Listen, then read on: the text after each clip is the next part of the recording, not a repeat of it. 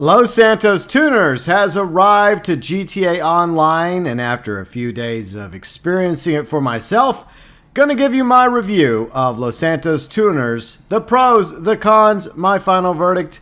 Los Santos Tuners came out to GTA Online July 20th for PlayStation, Xbox, as well as PC. And I want to know your views, your thoughts, your opinions, likes, dislikes, pros, cons, verdict regarding Los Santos Tuners. As always, welcome below in the comment section. Starting things off with the pros, 17 new cars, 10 on launch day, 7 more coming through a drip feed over the next few months and weeks ahead, but that's to be expected with all these updates. One thing I gotta say, for the most part, these new cars are awesome. Way better vehicles than what we got with the Cayo Perico Heist update.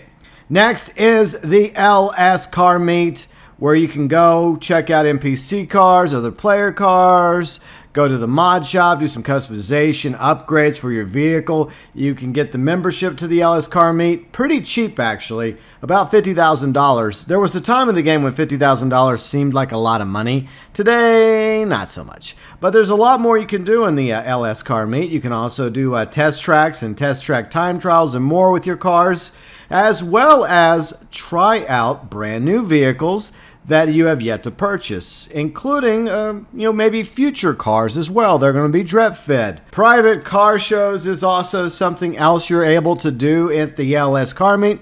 Once your reputation's high enough, you can do takeovers. I think it's like $50,000 to officially unlock the takeover. And it's a one-time purchase, by the way, so that is really good news. And you can invite all your friends, as long as they're in the same lobby, to come in with their cars, check out their rides, move around the vehicles, in order to have a private car show without worrying about the police, NPCs, or griefers. Other content that we got with the LS Car Meet includes clothing, tattoos, the prize rides, featuring a new car every week, along with new races, street races, pursuit races, which is probably my favorite of the two. The pursuit races are a lot of fun, especially if you get tons of people racing against the cops at 3-star, 4-star, 5-star, wanted level. I think it's a lot of fun. And if you head down to Vespucci Mask Shop, there's also some new masks available for you. And there's the typical rewards, including EP Media Stick collection that you can pick up as well. The next pro revolves around the auto shop. And I love the auto shop with 2 exceptions. I'll get to that in the con section. The mini heists, the contracts are freaking awesome. You have like 2 setup missions you can do. And then once you complete the 2 setups, then you go on to the mini heist with you and up to 4 players. And it basically works like a contact mission. They're challenging, they're a lot of fun, and they are rewarding upon completion. So I really do enjoy the new contracts. Plus, you have a new 10-car garage space, courtesy of the auto shop, with some customization. And once you complete one of the contracts, the finale, you will unlock the Exotic Imports Blackboard. Every day it updates with up to 10 vehicles that you can roam around the streets of Los Santos in order to find, steal, and sell at the port. And that's something I really do enjoy doing in the game. Plus, it's very easy. You just drive around, you look for a blue dot. And sometimes the blue dot is like for like a sleeping guard for a golden gun at Cayo Perico. But if it happens to be one of these cars, then hop in the car, go as smoothly as possible, less damage the better. Once you get to the port, you get a decent payday. In my opinion, Exotic Imports is literally the heart of this game, Grand Theft Auto. So basically, you're carrying out GTA by picking up these exotic imports and selling them at the port for cash. It's literally in the title, Grand Theft Auto. Customers can also periodically drop off their vehicles at your auto shop to be customized as well as delivered. And this is something that adds a little bit of an RP element to it. Now you have to like customize the vehicle to the client's specifics, and sometimes you get some really interesting outcomes when it comes to what they want on their rides. And then after that, you have to either safely deliver it yourself to the client, or you can hire staff members, which I would advise against. Talk more about that in the cons. What I really like about this update is all this stuff we're talking about can be done in either a public lobby, friend lobby, or invite lobby. There's also quality of life stuff that has been done. That's definitely a pro, as well as the ability to remove the unwanted radio stations from your radio dial. So if there's a few stations like Solwax you no longer want to see on there, you can remove it through the interaction menu and limit the stations that you prefer listening to while you're riding around Los Santos and southern San Andreas. The next one is going to be one of these Segways that's a pro and a con at the same time. And I honestly don't know if this was done intentionally by Rockstar. I guess we'll just have to wait and see. Aircraft spawns seem broken to some, and to others that are pilots, they seem to be just exactly what they were hoping for. Now, it does work, but at the same time can be a double-edged sword. If you have like a smaller aircraft or helicopter like a Buzzard or a Pyro or a smaller fighter jet, it works fine for the most part because it literally spawns right beside you just like a personal vehicle would. But sometimes, especially when it's like a larger helicopter like an Akula, a Hunter, a Savage, or one of the bombers, for example, if you try to call one of them in and they spawn right beside you, it can end up spawning in with hilarious and sometimes even disastrous results, which is why this is kind of a pro, yet kind of a con at the same time, which segues us into the cons when it comes to Los Santos tuners. For one thing, the reputation. I know a lot of you don't really care about the reputation. It's a copy pasta from the arena points, and there's a bit of copy pasta here and there as well throughout this update.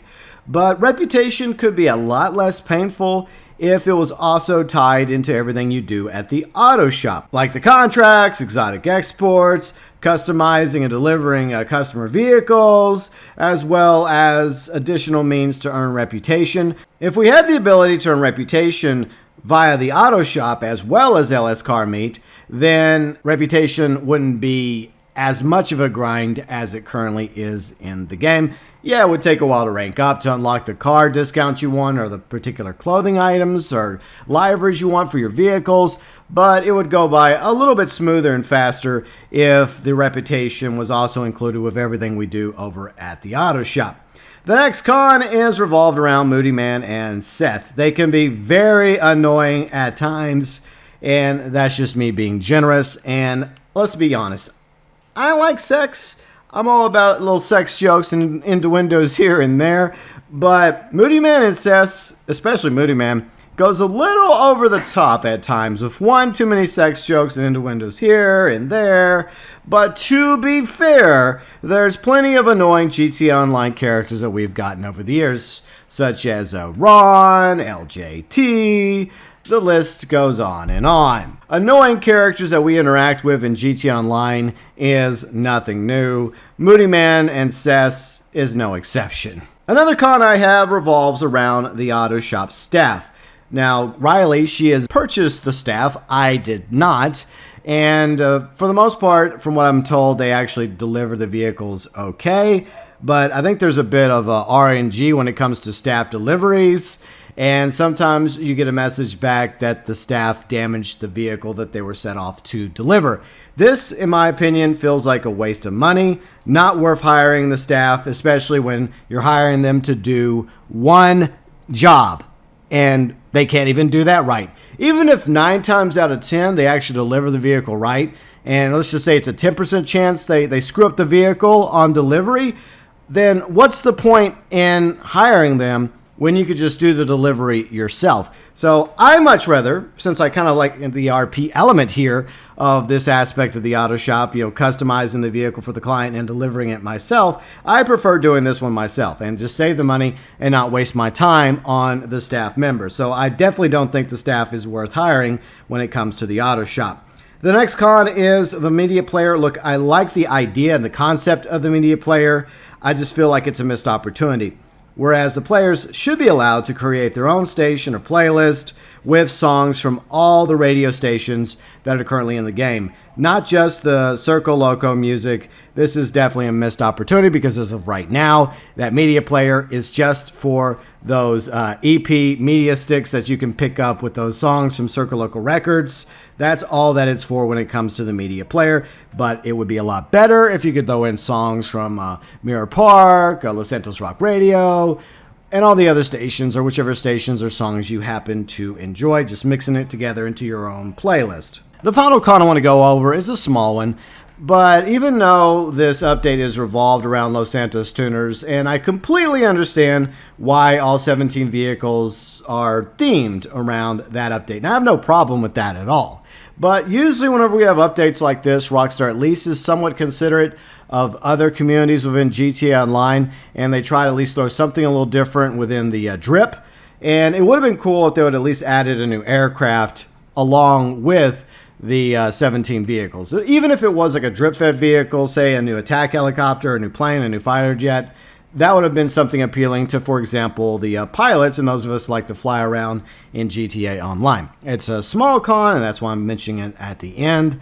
But it would have been cool if they would have included that. But then again, you never know what December might bring to GTA Online. Maybe that's going to be a military-themed update. I guess we'll just have to wait and see. So there you go. My pros, my cons. Time now for the verdict. Los Santos Tuners, without a doubt, is one of the best updates to GTA Online in a very long time. It actually feels like content that belongs in a GTA game.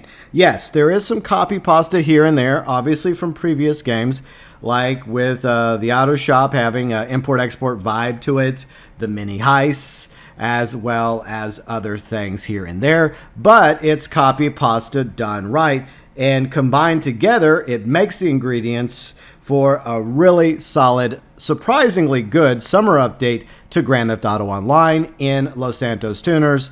This is easily one of my favorite updates in recent memory.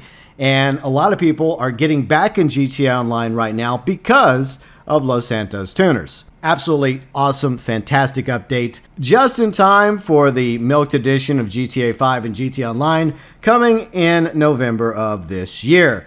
So there you go, my review of the Los Santos Tuners update for Grand Theft Auto Online. Now I want to know what you think. What do you like? What do you dislike? What's your pros? What's your cons? And what's your final verdict of Los Santos Tuners for Grand Theft Auto Online? As always, welcome below in the comments section.